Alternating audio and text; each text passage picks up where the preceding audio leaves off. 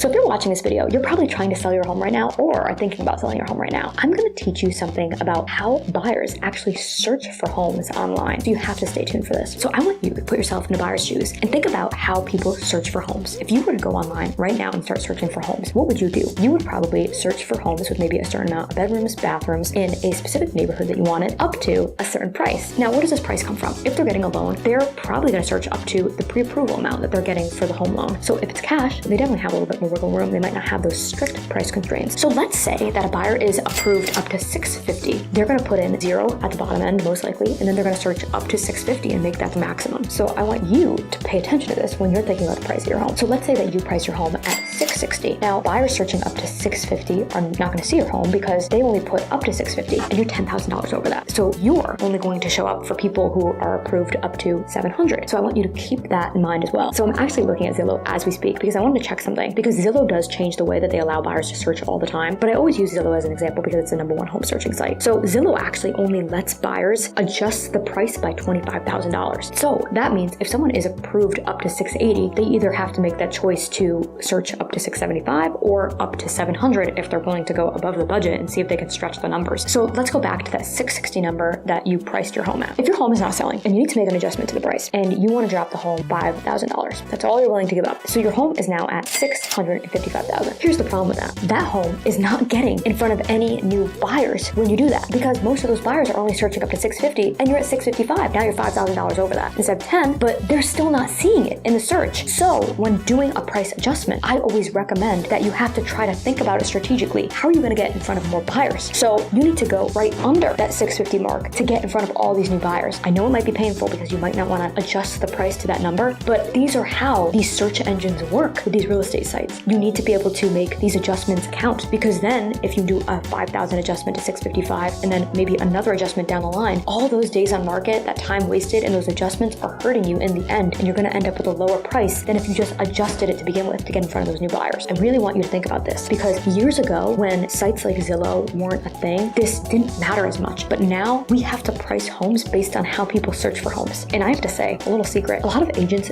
don't do this. They don't think about pricing in this way, which I think is crazy, because this is how every buyer is looking for homes online. So I hope this helped you understand how buyers are searching for homes online. And if you are working with a real estate agent right now, I want you to talk to them about this strategy and bring it up to them, because the best agents in the industry should be thinking of pricing in this way. And if they're not, they're doing you a complete disservice. So I would love to know in the comments, have you ever thought about pricing in this way? And did you even think about how buyers search for homes and how it matters when pricing yours? As always, I just love hearing from you guys.